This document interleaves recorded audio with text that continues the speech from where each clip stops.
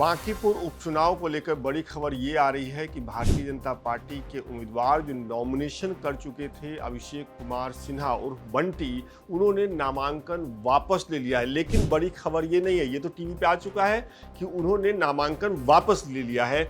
हम आपको बता रहे हैं कि भारतीय जनता पार्टी ने जब अभिषेक कुमार सिन्हा को टिकट दिया बांकीपुर से, तो कहा यह गया कि अभिषेक कुमार सिन्हा भारतीय जनता पार्टी के राष्ट्रीय अध्यक्ष नितिन नवीन के बहुत खास हैं। नितिन नवीन के साथ उनकी तस्वीरें भी आई, वो वीडियोस भी आए जिसमें अभिषेक बंटी अपने माता पिता से आशीर्वाद ले रहे हैं, भावुक हो रहे हैं। कहा यह गया कि एक बार फिर भारतीय जनता पार्टी ने ये साबित कर दिया है कि जमीनी कार्यकर्ता के लिए सिर्फ वही जगह है।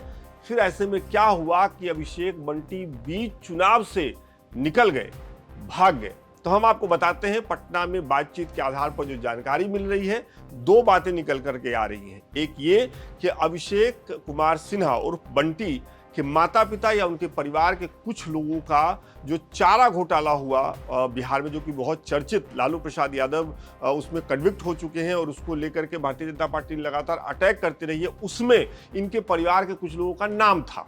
जेल भी गए हैं कुछ लोग, ऐसी भी जानकारी निकल करके आई। पहले ये जानकारी अभिषेक सिन्हा ने पार्टी से छिपाई, पार्टी को ये जानकारी मिल गई और ये जानकारी मुख्य जो चुनाव जिनके बीच में है प्रशांत किशोर, उनको भी थी।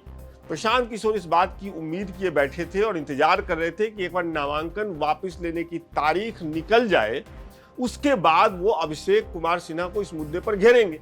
भाई उनके माता पिता का संबंध तो चारा घोटाले से था।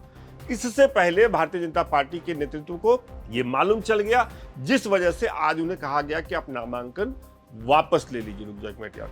अब पार्टी ने कह दिया कि नामांकन वापस ले लीजिए, लेकिन अभिषेक कुमार सिन्हा ने पारिवारिक कारण बता करके नामांकन वापस लिया है। तो जानकारी जो मिल रही है सूत्रों के हवाले से, कारण तो पारिवारिक ही है, क्योंकि परिवार का ही लेना देना था कुछ मामलों के साथ। जो दूसरी वजह बताई जा रही है वो ये कि बांकीपुर में ही अभिषेक कुमार सिन्हा के कुछ ऑडियो और वीडियो, किस तरह के ऑडियो वीडियो ये भी जानकारी सामने नहीं आई है, लेकिन कुछ ऑडियो और वीडियो कुछ लोगों के पास थे, कुछ लोगों के मोबाइल में थे और वो ऑडियो वीडियो भी जन स्वराज के लोगों तक पहुंचने शुरू हो गए थे। ऐसे में भारतीय जनता पार्टी ये समझ चुकी थी कि अगर अभिषेक कुमार सिन्हा बांकीपुर से चुनाव लड़ते हैं तो भले वो पारंपरिक सीट होने की वजह से चुनाव जीत जाएं, लेकिन चुनाव प्रचार जब कायदे से शुरू होगा, प्रशांत किशोर अपने पत्ते जब खोलेंगे, तो भारतीय जनता पार्टी को बहुत शर्मिंदगी का सामना करना पड़ सकता है।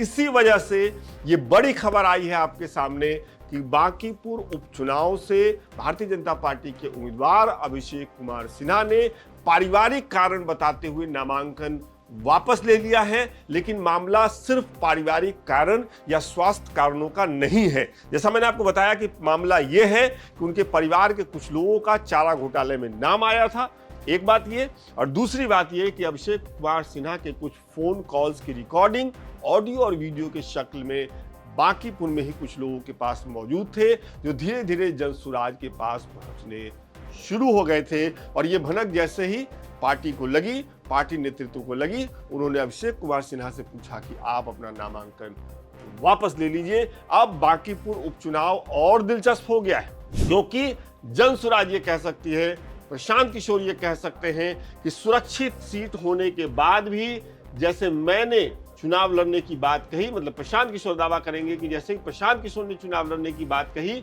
वैसे ही भारतीय जनता पार्टी के उम्मीदवार मैदान छोड़कर भाग गए हैं। जनसुराज के लोग अब दावे से ये बात कह सकते हैं कि प्रशांत किशोर के चुनाव में उतरने की वजह से भारतीय जनता पार्टी अपने सबसे सुरक्षित सीट पर असुरक्षित महसूस कर रही है।